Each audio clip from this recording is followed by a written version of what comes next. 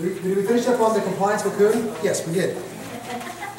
Here's one of my, now we're getting into one of my favorite parts of the class. I like this whole class, but this is the part that really resonates with me. I did this class a few years ago. I've done about 200 or 300 people that work for the Chico Area Recreation District. The people that do the parks, all the parks in Chico, and all those poor college kids that do the after-school programs in all the elementary schools, right? You know, the daycare, you know, until 5. They came and they all got trained in tactical communication. This class you're having here. Do you think it's because they have trouble dealing with the children? No. Who do you think they have trouble dealing with? Yeah.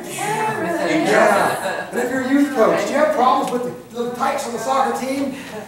Nope. It's when the parents show up. That's when you got to have some skills, right? Yeah. So I did all the referees and umpires and all this, and it's all about adults, not young kids they got to deal with. But there was a group that went through one time that had some librarians in it, and there was one lady in the class that talked about this homeless guy that would come into her library. She was out of here. She was like 7 miles or something like that. And she goes, yeah, he was, you know, smelly and, you know, described him, you know, typical disheveled, what we call a urine-soaked, stinking, drunk, you know, homeless bum, right? So she talked about this guy. So all through class, I kept using him as an example. And right toward the end of the class, we get to this section that we're going into here, and I said, you know that guy, Stinky? I said, isn't he somebody's son? She looked at me, yeah. I said, at some point in his life, did some lady hold him in her arms and cradle him and love him? Right? Okay, so you tell me, at what point in his life did he become something that didn't deserve to be loved? At what point did he become not a human? I want to know, because I want to hate him too.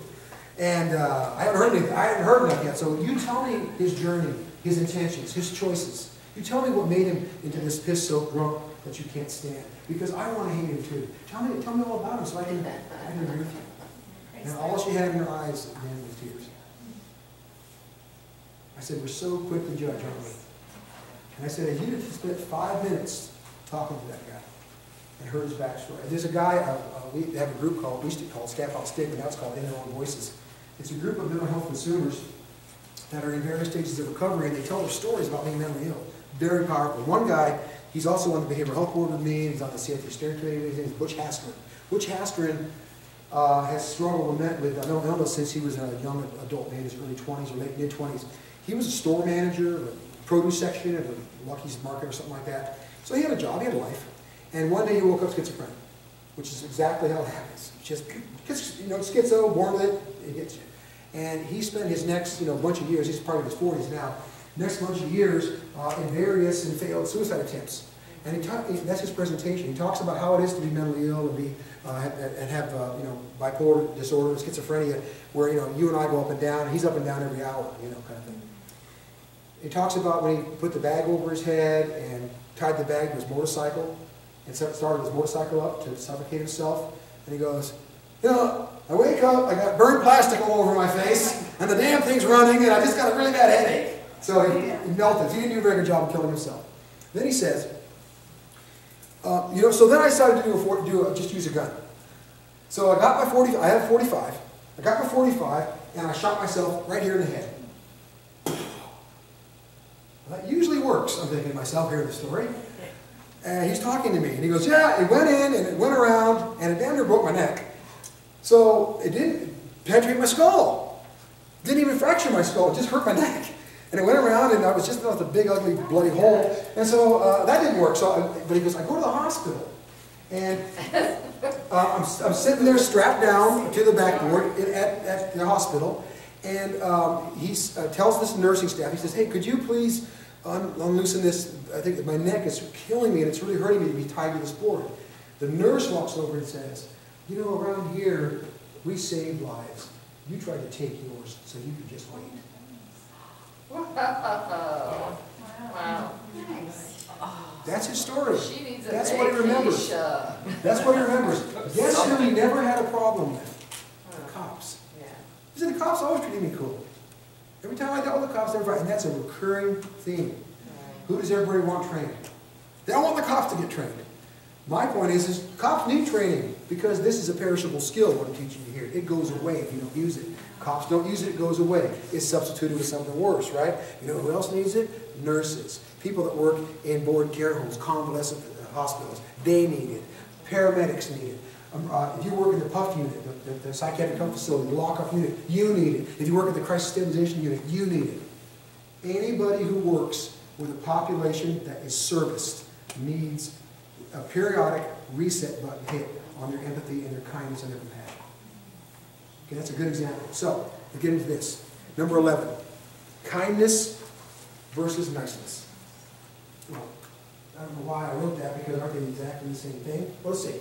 No. Let's say that you have a small child and the teacher calls and says, hey, little Johnny was at school today, and I want to tell you, he was very nice today at school. He was a nice little boy. So you're thinking, oh, he probably pushed in his chair and colored in the lines and was a very obedient, very good subordinate. He was a good child.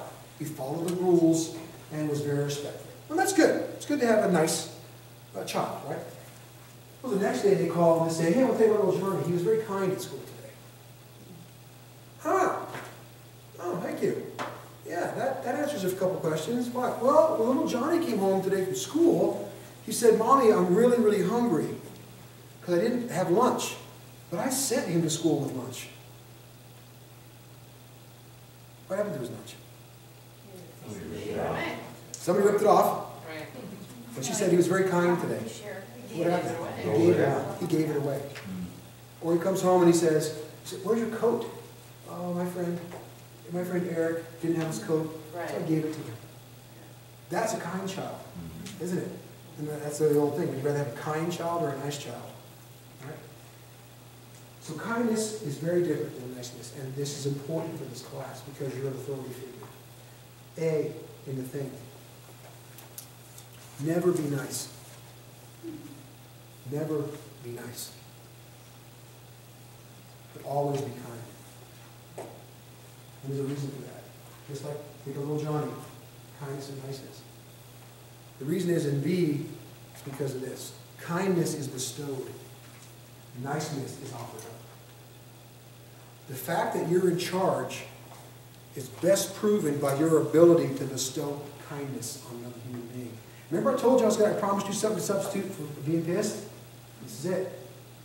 Rather than getting mad, I want to bestow kindness on you. I'm going to be kind to you because I'm in charge and I can do that. I would like you to be nice to me. I'm the boss. I'm going to bestow kindness on you. Yes? Well, niceness can be phony, but kindness can't.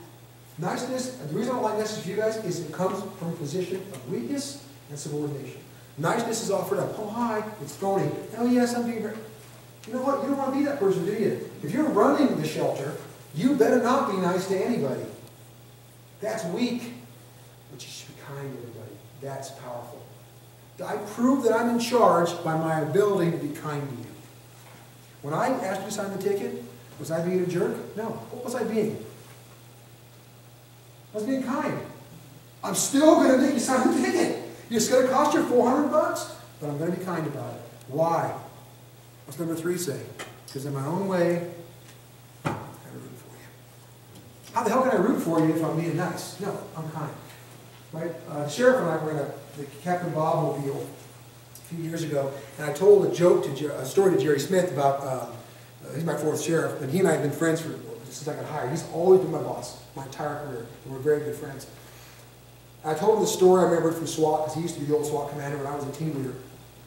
And it was embarrassing to Jerry, but hilarious to Andy. Okay? So let's get that out. I thought it was hilarious.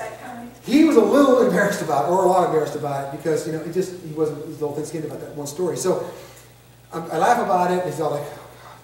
3 deputies show up at the Captain Bob pancake place. Hey, Jerry, I'm going to go talk to the guys. And he stopped me and goes, Andy, yeah? He goes, be kind. Be kind. Oh, and I got it. Oh yeah. So yeah, that's me and you. Yeah. Why would the sheriff, he was the captain, and why would he tell me to be kind? Isn't he in charge? Generally he is, right? But who was in charge right then? I was. I had the power. He gave me the power, right? You could hurt me with that story. Please be kind to me. You're in charge. It's got nothing to do with your rank, nothing to do with your title. It's all about who you are as a person. I can bestow kindness on you because I'm able to do it. I have something to give, so that you need, I can bestow. I don't ever need to be nice to you, and I never need to get mad at you. Kindness is how I work. I'm going to walk away from here thinking, yeah, I don't know what else I could have done. But anyway, how you doing there, pal? That last reaction didn't do shit to me. It didn't make me mad, nothing. Because I didn't get mad. I just let him go on his way. That's his burden, not mine. I'm still happy. I got other people to serve. I'm not going to let him ruin it for everybody else. Effective closing. Be kind, act, and be kind again. Remember I told you a little story about if I knock you down, I'm going to pick you up and dust you off? That's an example of that. I'm going to be kind to you until it's not time to be kind. And then I'm going to be kind again after I act. So think of somebody in the shelter. You got to leave. What? You got to leave. Grow. You have this exchange with them. He leaves. Say, hey, tell you what, tomorrow, if you're not drunk, I'd like to have you come back. You're welcome to stay. Close with kindness. George Thompson, he was a big guy. He died last year of cancer. But he was a big guy. He was a cop, used to be a cop, and he invented verbal judo. He told a story in school about him arresting his drunk one night. They fought. And George Thompson had 2 black belts. He had a black belt in judo and a black belt in taekwondo. That's why he liked the martial arts so much. That's how he invented this. It was kind of a martial art, this whole thing. Well, he, of course, won the fight, but he got hurt.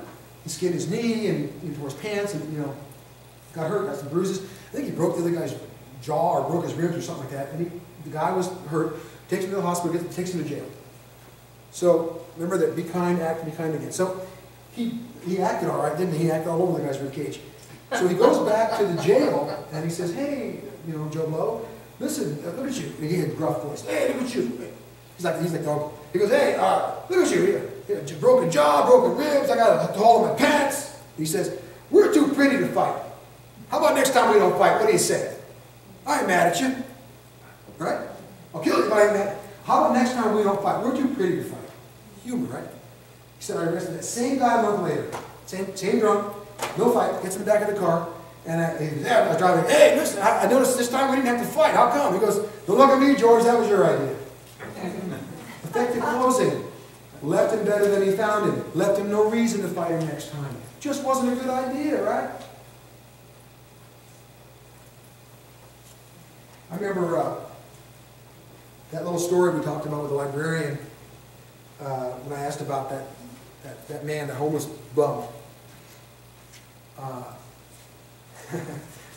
asked her to tell me his story. Of course she couldn't, and I walked over to her. And I felt a little bad after this because it really did put her on the spot. But she won't forget it, I'm sure. And I said, don't you know who that was, that homeless bum? That was old Johnny. Remember the guy who used to give his lunch away? And now he's homeless? He used to be a kind little boy. What happened to him? You don't know, do you? So don't presume that you know. Don't judge. You don't know. It's amazing what you're going to learn. You talk to some of the females in my jail that you would think, use the vernacular, oh, that's just a crank whore. Right? Missing some teeth, prankster, sucked up, whatever. You're going to think that about her. Why don't you go talk to her? Find out her backstory. Find out about her life. And see if you could have survived it without being a drug addict. Bet you couldn't. And you walk away thinking, I'm so glad I talked to her because I totally changed my mind about her as a person. I'm actually willing to help her now. I did this talk in front of a men's group a few years ago. And I saw one of the guys from the group about 3 weeks later. He goes, Andy, I'll tell you something. I went by those homeless, those guys that want the food, that work for food, but they don't want money. And I drove past this one guy, and he kind of reminded me of somebody that I knew, and I was drawn to him. But I didn't help him. I drove right past him. And I said, he goes, you talk about that, and he goes, I felt kind of guilty about it, because I was drawn to help this guy, and I didn't help him. And I went back 2 weeks later, I saw the guy.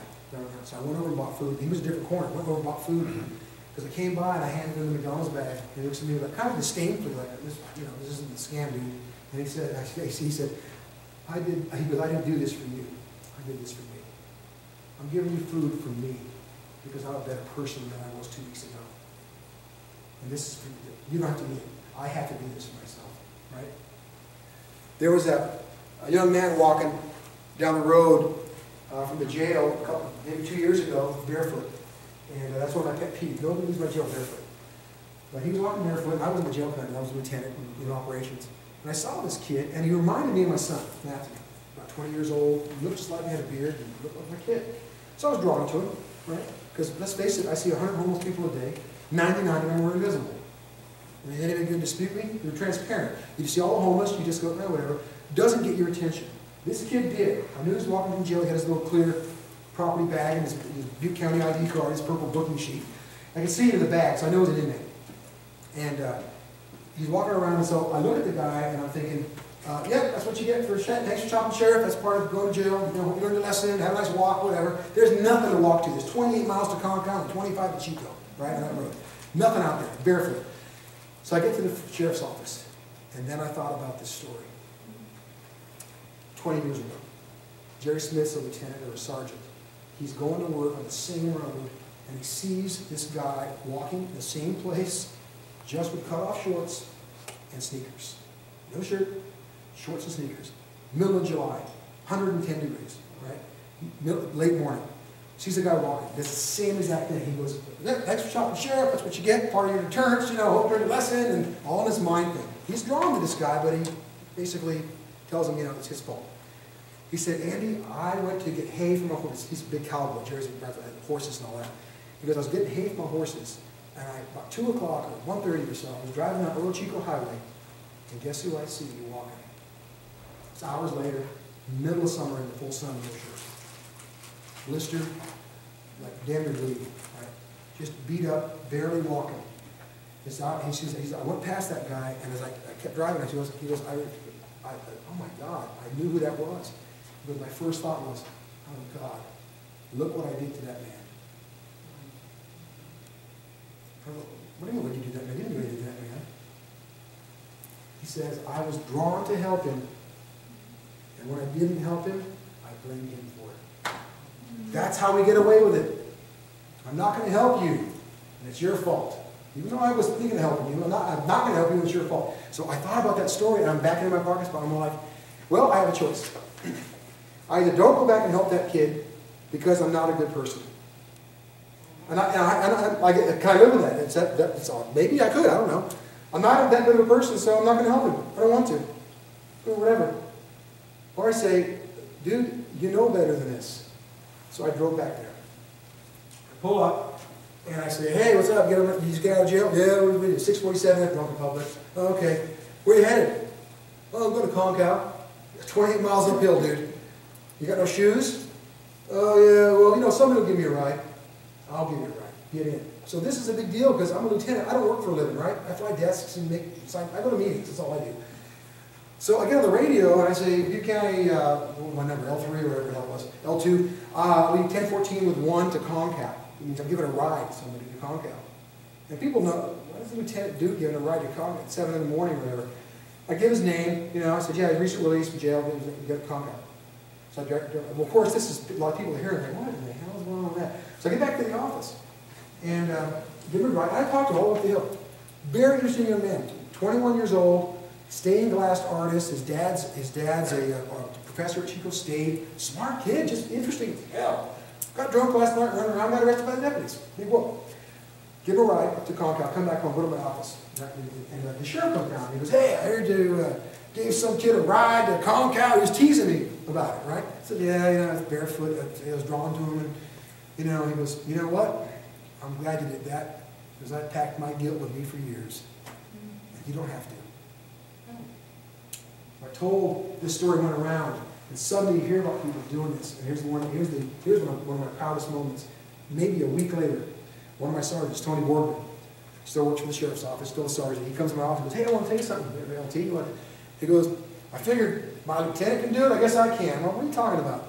Because I was coming down from Forest Ranch State Road to work, and I went by this old dude walking up the Highway 32. Just, you know, a mile out of Chico, just, you know, walking up. And I looked at him along, yeah, whatever, not my problem. You know, I'm going to work, old man will out for a walk, who cares?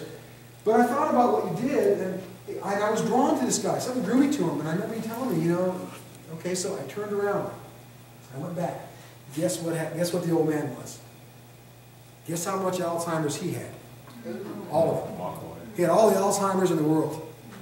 He's walked away from somewhere, doesn't know anything about anything. Tony spends an hour or two with him on the side, getting Chico PD up there, and he finally reunited with his family. I said, Tony, you saved his life. That guy would have made a right turn into the woods and been mountain lion bait. That's what, he'd have been a pile of bones like we see. You saved his life simply by giving a damn about another human being for a split second. You saw him, you decided that you probably should help him, you started talking yourself out of it, and you realized, that ain't fair. It ain't his fault that I don't want to help him. It's my fault I don't want to help him, so I'm going to go help him. And save his life. Yes? Yeah, but how many people like that do you see, Dave? Hundreds. Right. So here's the thing. Thank you. I'm letting you off the hook. This is what I need. I'll let you off the hook. Thank you. I'll let you off the hook. I see hundreds of homeless people, transients a day. I don't notice them. I don't see them. They're visible. Every once in a while, one of them will draw my attention. But just something about him. Maybe he reminds me of my siblings, my parents. He reminds me of somebody. I'm just drawn to them, to their plight or something. That's a person I can do something with. That one. Not the other 100. That's the one for me. That was my choice. Do I want to do anything? Can I do anything? Should I do anything? And if I don't, whose fault is it? Write this book down. If you're interested in this kind of philosophy, I'll tell you, this is where I got it. It's a book called Leadership and Self-Deception by the Arbinger Institute. Leadership and Self-Deception. And it's by a group called the Arbinger Institute. A-R-B-I-N-G-E-R Institute. They have a series of books. But the leadership, and it's not about leadership. What it's about is exactly what we're talking about here. If I decide I'm not going to help you, make sure I blame the right person for that decision. It's not your fault I didn't want to help you. It's mine. So when I live with that, if I can't, I'll go about my merry way. Right? If I have a reason I can't help you, I'd like to help that guy, I'm going by 90 miles an hour, there's a friggin' I can't get to him. Oh, damn it, I would have liked to help that guy, but I have no way I can't help him. I'm not going to beat myself up about that. But the dude that's walking barefoot, or like the lady, one of my craft benching lady that came in 2 days after I gave the guy a ride to Compound, says, I said, well, you're all wet. She goes, yeah, I kind of run through the rain in the parking lot. I said, well, what? Don't you have an umbrella? And she goes, yeah, I gave it away. What? Yeah, just now.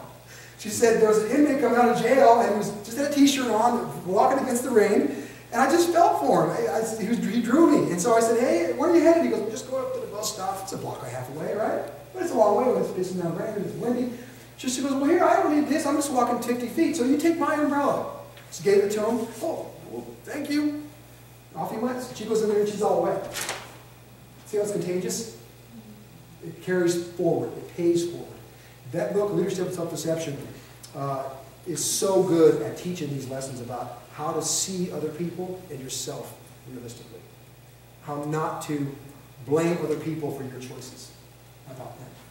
And it has the potential to make you a much better person, much more honest with yourself. It may not make you make different choices. You'll just have a better idea about what your motivations and choices are. So I highly, it's a very short book, 160 pages. You can read it in 1 weekend or half a weekend or whatever you can read. Very, very straightforward read. It's done in a story concept. There's one of the examples that one of the stories is he's in bed with his wife and the baby cries. This is right what we're talking about. And he says, oh, the baby cried, I should probably get up and feed the baby. That's his first fleeting thought. The baby cried, I should probably feed the baby. We've all the guys that have kids have been there. The next thought was, wait a minute, I worked all day. She doesn't work at all. I think it's her turn to feed the baby. I think I fed the baby last night. And I suddenly start inflating my virtues, inflating her faults, right? I need to blame my wife for me not getting up and feeding the kid. It needs to be her fault, right?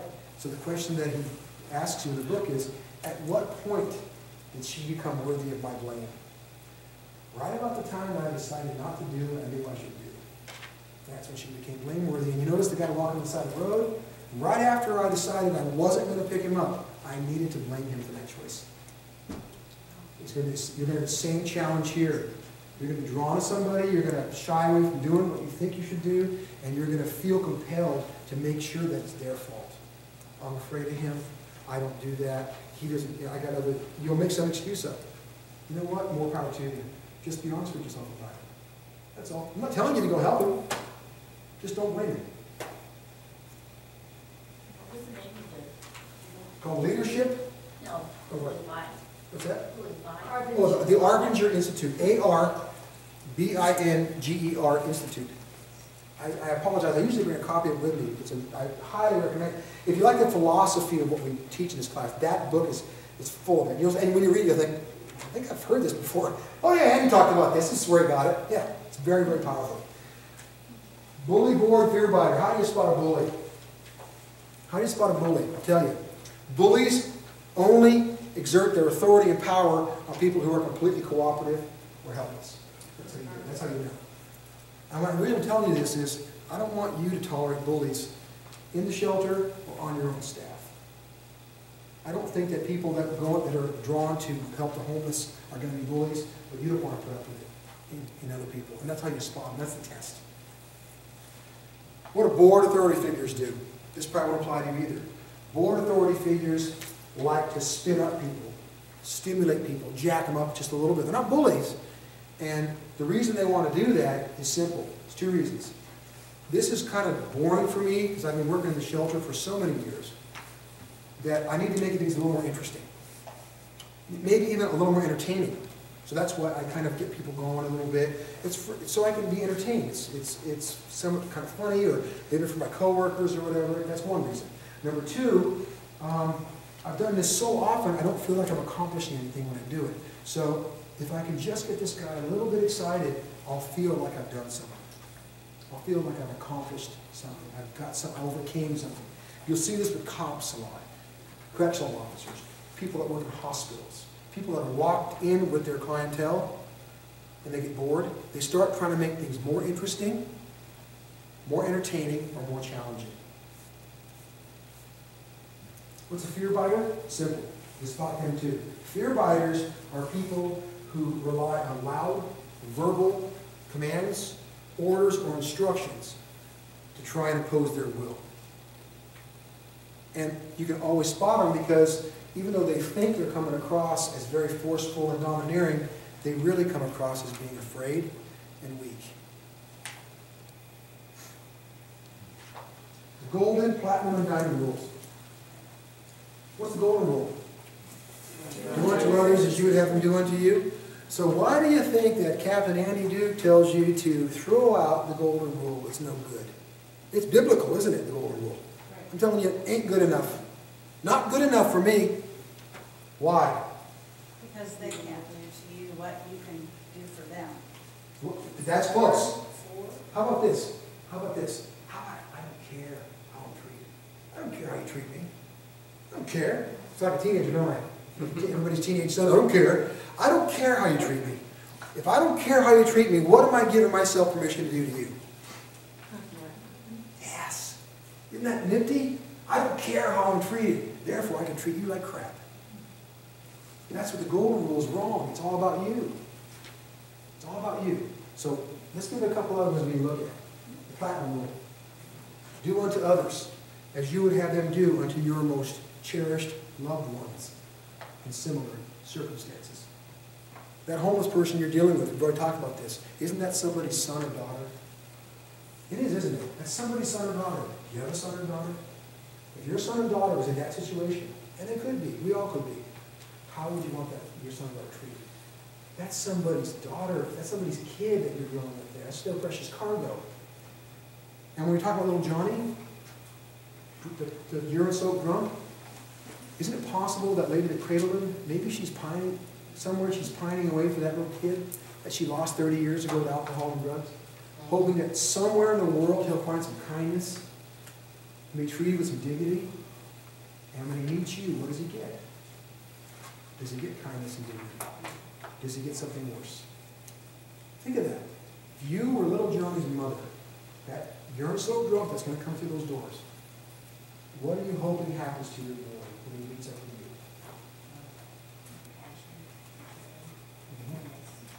you? Yes. Please, Lord, let my son meet people that are kind. If they knew what he had been through with his brain injury from his motorcycle accident, his suicide attempts, the sexual abuse that was uncovered 3 years ago by his father, that I didn't know about for 15 years. If you knew his backstory, you'd be kind. Well, try to find out that backstory before you decide that you don't like him because you know all about him. Maybe you don't know him. The diamond rule. Do unto others as if their or your parents were present and evaluating your actions. You're dealing with one of these folks. If your parents are over in the corner watching you, they're going to say, that's the girl that I raised. Look at her. She cares about people. She's got a heart the size of Montana. Look at her. And that person is not even being polite to her. He's rude. Look at my daughter showing that kind of compassion. That is the daughter that I'm raised and I'm proud of. What will they say? I don't know who that person is. How can that person come from my house? With our values, what we taught, that's what my daughter has become. What has the world done to my daughter? Let's add something to it. The homeless guy you're talking to, his parents are standing there. Are they going to say, you know what? I'm so glad that my son met you. Because he is a disrespectful, mouthy. If you knew his backstory, you'd understand it. But you don't. All you're getting is this. This kid he's a wreck. Disrespectful, mouthy, obscene, filthy. And your kid are giving him kindness and compassion that he actually hasn't earned from you yet. You just give it to him. I'm so glad he met you. Or is mom going to say, of all the people in the world, you're the one that's supposed to be kind? Really? You're going to do it? What did he do to deserve this, to meet you? Can you imagine that when I get this part of the class, I'm telling this to cops? I give this class to cops. This is the speech, one of the speeches I give. I'm telling this to cops. That guy in the gutter that you're going to arrest for being 646, that's somebody's son. He used to be somebody before he became that. He used to be a human being before you decided he wasn't. Why isn't he a human being? Well, you don't know, do you? You sure seem like you know. Why don't you talk to him? Find out about him. You'd be surprised. Number 14. You may have a little bit of contact with this. Different groups have different contacts with the mentally ill. I teach this. This is a big part of the CIT training that we do.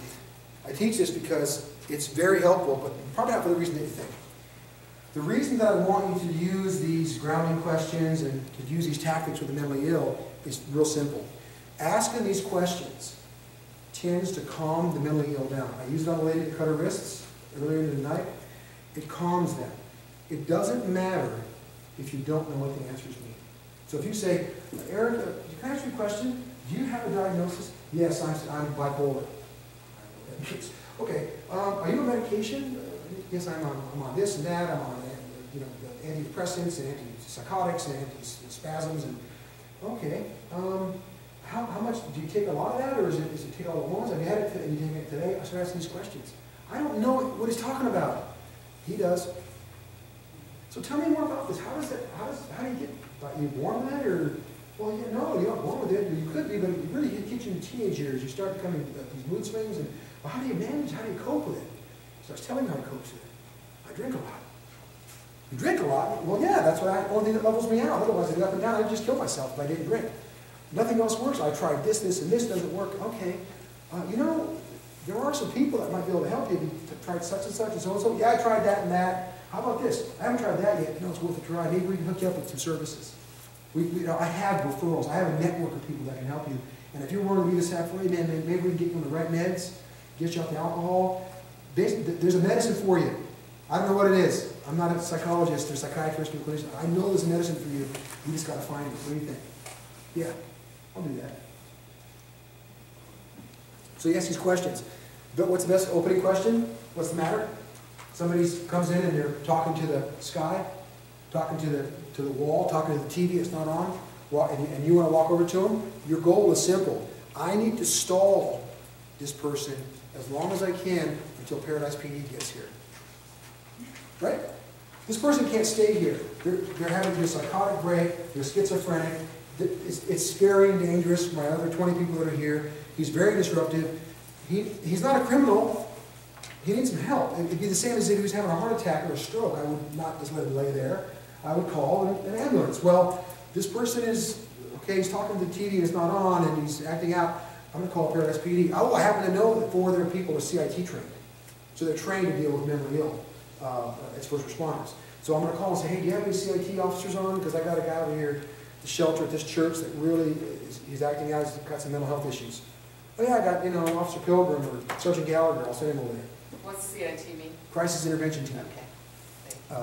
Thanks for asking. Crisis Intervention Team. So they come over there, and you'll see them handle, this class is taught in CIT Academy, a 6-hour block.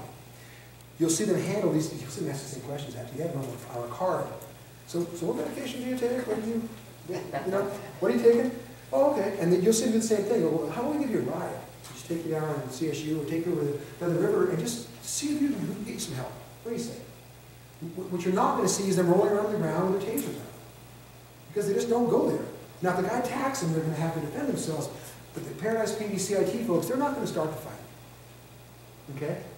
They're not going to get mad. They're not going to cause the guy to do worse than they found him. They have to defend themselves. It's these questions that you ask. It's a stalling tactic for you because you're not going to prescribe meds. You're not going to do anything. You just want to stall this person and calm them until the police can get here and then they can take over from you.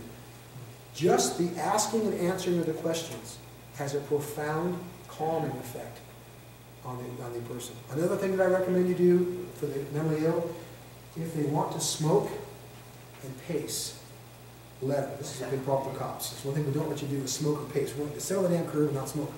If you're mentally ill, and I smoked cigars for 15 years, if a mentally ill guy handed me, so I'd smoke with him, okay?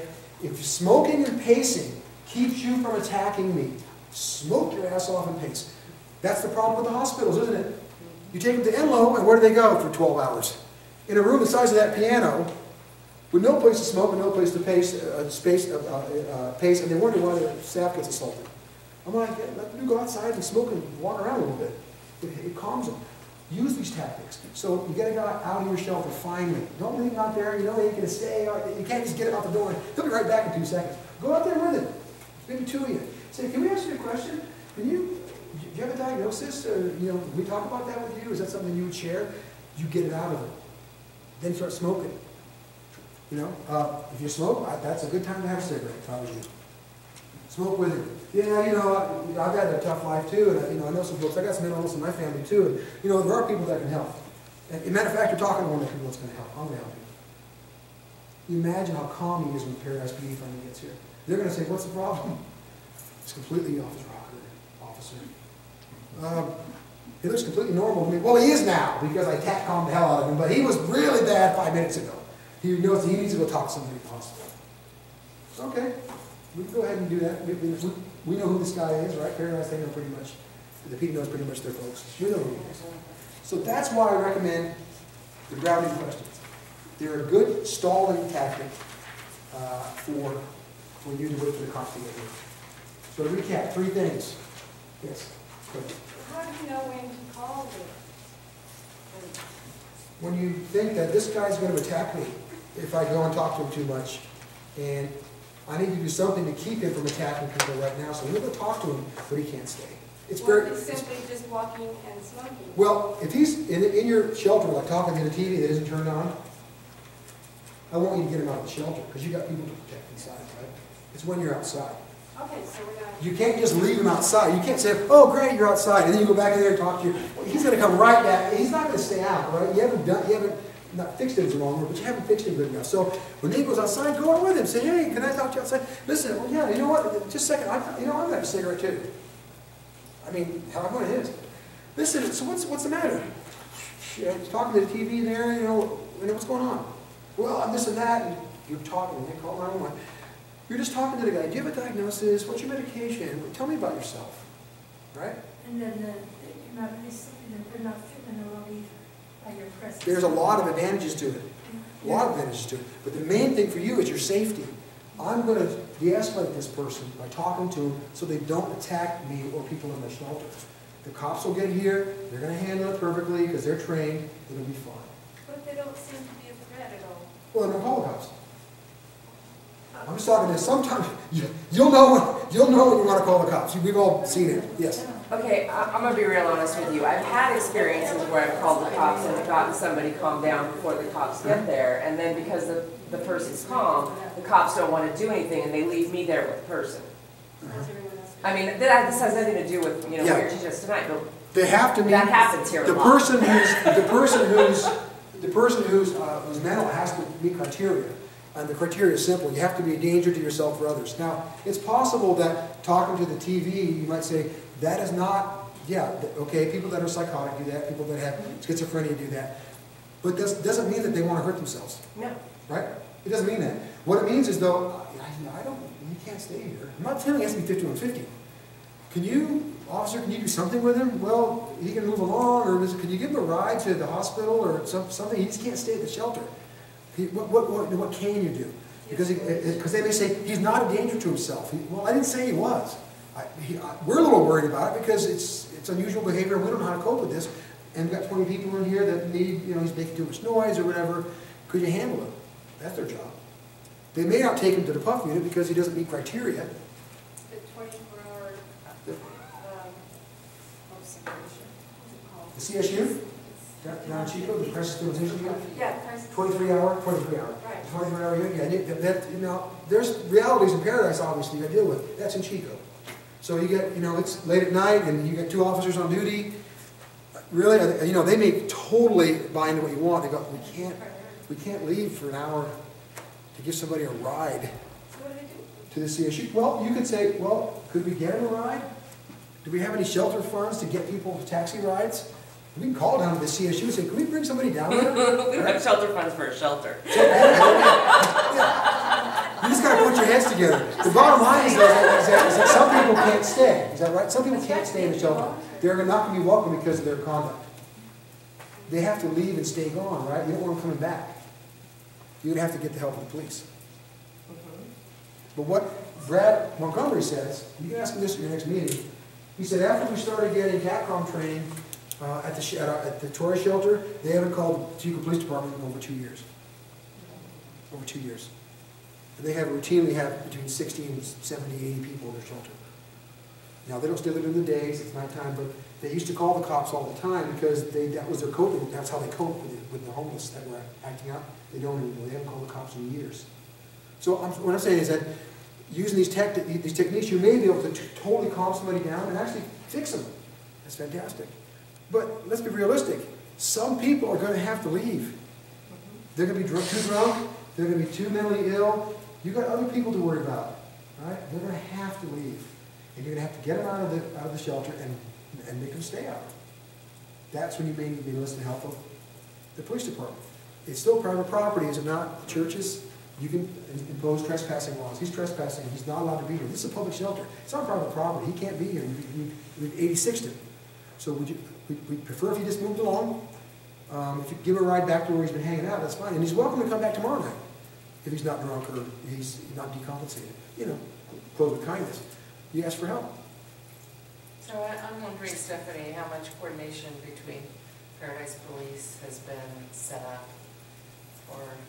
They should be your partner of yours. Yeah. They should be on your steering committee. They should be going to your meetings. Steve Rowe was on the CIT steering committee with me from Paradise. It was Gabby, but she made chief, so she's off of it.